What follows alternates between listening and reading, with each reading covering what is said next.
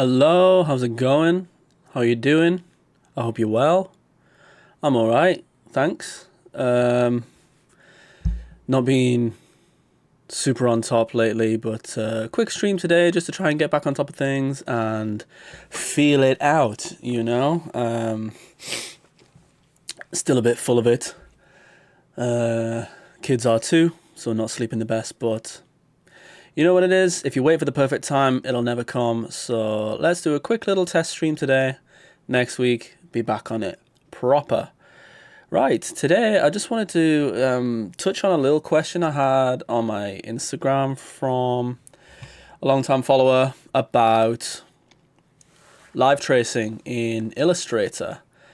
And I was just about to do this today with a couple of pieces I have been looking at, both for the same piece, a couple of things I need to live trace, and I was just going to go through the settings I use and how we get to where we want to get. I want to adjust the letter R in this a little bit.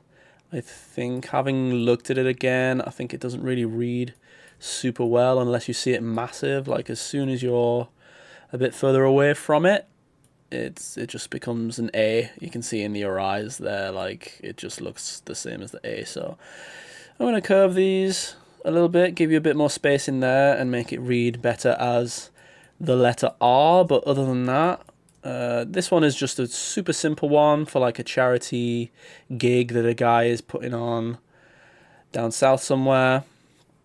And I just wanted to help out, he's doing this for his a local charity of his, and I'm always down to help out charities and put time towards a good cause.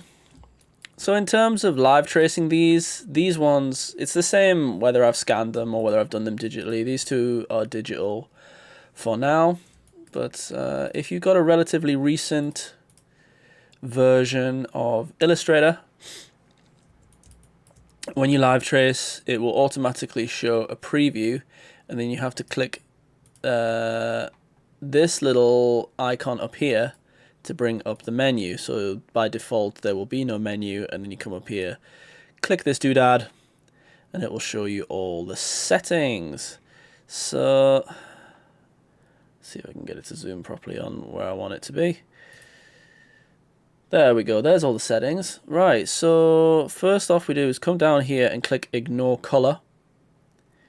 And then you'll see that the white background has gone away. If your background is different, you can click the color picker and click anywhere on the image, and it will like show you, it will just get rid of it. And that is nice. It's a nice to have. It's I think ignore white is on the previous versions, but this latest version of Illustrator has ignore color. Very, very nice little touch. So up here, basically threshold is a personal preference one. You can up it or down it, and you will see the edge change. Because this is a digital one, the edge isn't really changing because it's either black or white. See maybe a little bit of adjustment there, but that will change more if you're live tracing directly from like a scan that you've done or some pen and ink work.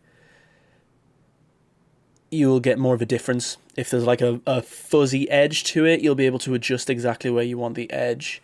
I've usually already thresholded and worked all my stuff to a crisp in Photoshop before I live trace because I want it to be as exact as possible. When I supply files to a customer, I'll quite often send them a super high-res PNGs in Photoshop because that is pretty crisp and pretty usable for basically any application, and it will have all my nice super crisp textures in there. I will also then vectorize a version to send it off, but the vectorized versions don't always have the textures on depending on how I've done them. Might just be a clean version, but I will have it be as exact to the PNG version as possible. Sometimes I've worked the other way around and it's already been live traced before I've textured it, in which case I can just use that version, but is how it is. So when you come down to these settings here, I like my paths to be high to get a lot of nice detail in there, but corners to be low so that it tries to draw the edges with curves rather than, so it'll estimate little curves between all your points rather than just doing straight lines between them all. And again, so I always have threshold to whichever your preference is, paths to high, corners to low, and then noise, again, just a preference. That is, again, it will kind of pick up whatever's going on at the edges if your edges are a little bit fuzzy. That is everything that you need to change for these. There's a few other settings and stuff, but they only really matter if you're doing big, large coloured stuff. Whereas for this, it's black and white, nice and simple. Get your big, clean shapes, and then we come up to the top here and click expand. And then if you hit, so if you hit Command Y here, or Control Y, you can see this is still an image, but this one has been converted to a lovely vector shape. I always say Command, even though I work on a Windows PC. I haven't used a Mac for 8 years, so I don't know why I'm still in the habit of saying Command. But in general, if you're watching a tutorial and you hear someone say either Control or Command, you can basically always just swap it out, Control and Command. There is the odd one. I can't remember which one it was, but I remember there was always one where it was Alt instead of Command. But basically most of the time, if you hear someone say Command C, you can swap it out for Control C, vice versa. So we're just going to quickly apply the same settings to our text here. Again, ignore color is on, threshold doesn't really matter, paths high, corners low, noise mid, but again for this one it's super clean already so it doesn't matter. Expand that, and then my last little secret cheeky tip is that you'll see sort of like edges. If you zoom right in, they can get a little fluffy where you want them to be like really crisp and pointy, but they're actually a little bit thin. And if you see them from far away, you can kind of get away with it. It kind of doesn't matter. But if you want to crisp that up and just have that extra little bit of sharpness to it, what you can do is come up here, click Object, come down to, where is it? It's one of these options. Object, Path, Offset Path. There we go. You do these things so automatically that it actually becomes difficult to tell people where stuff is, because it's like, in my head, it's just, my hand just goes, whoa, like this. Like when someone asks the controls of a video game, how do you jump? It's, hang on a second. X, yeah. Because you just, in your brain, it's just that. You get used to it. So usually I will offset just by like minus 0.1 of a millimeter. And you can see it's a teeny tiny amount there. Let's do it a little bit more just to show you what I mean. Object, path, offset path, minus 0.5 of a millimeter. And that's too much. That's more than I want. But if you'll see here, like, versus this top one, where the edges are a little bit squiffy, this here, it like sharpens it all right up. To be fair, this one might actually be so, because usually my logos have lots of like fine detail in them, but this one might actually be so chunky that I can get away with quite a big offset there, and the 0.5 is actually looking pretty good.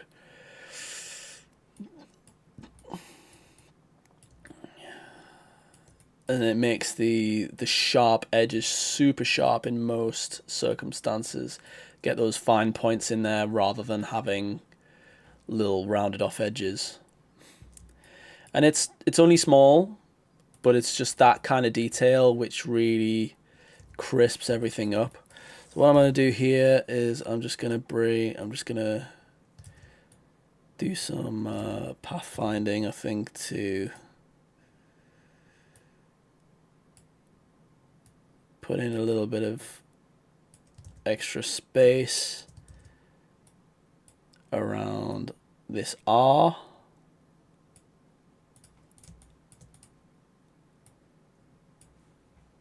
Just so it reads more as an R when it's further away. So Pathfinder down here, you have all these different options as to what to do. These will add the shapes together. You got, yeah, add the shapes together like that, or in this case you want to use this little one next to it, which knocks it out and boop, takes the material away from the thing.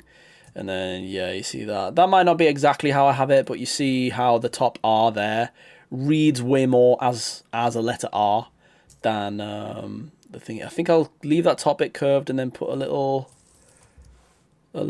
sort of spiky shoulder on that one there.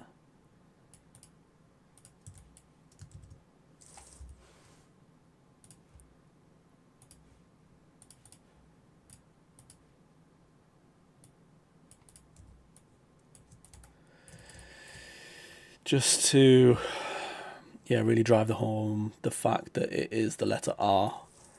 That one's got a bit squiffy from the live tracing. I'll just tidy that up whilst I spot it.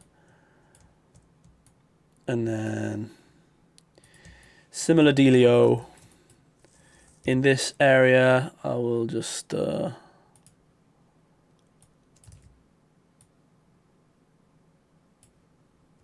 round that side off at the top, and then this at the bottom, bring it off down in this direction, just to again widen that gap where the R comes in there, so that it's nice and differentiated from the letter A that's next to it. I feel like that was like, if there was just the letter R's by themselves, maybe it would have read all right as an R, but then because the A was there, it was like confusing to the brain, And then yeah, so we've got our shape there. And then I'll probably take these separately into Photoshop and texture them up and shit like that. But yeah, that's basically how I get my nice crispy live traces from the rasterized versions I've been working on. Whether it's a scan or whether it's a digital version already, doesn't really make a difference. You vectorize them in similar ways, so long as you have like really crisped up the detail already in Photoshop. Your results may vary if you just go straight from the scan, because even though it might look crisp when you've drawn it out, once you've scanned it in and it's high res, there'll be like fuzzy edges to where the pen is like bled into the paper and stuff. But yeah, that's all good. That's everything I want to go through for now. I'm going to take these over into Photoshop and texture them up, send them over to the kid and see what he reckons. But yeah, just want to do a quick little stream to get the feel for things again, get back into it again, get this time slot again. Sunday night streams. I'm going to be doing it. It's difficult, but nothing worth doing was ever easy. I think that's the quote. Nice one. Right, catch you same time next week. Have a good one. Cheers.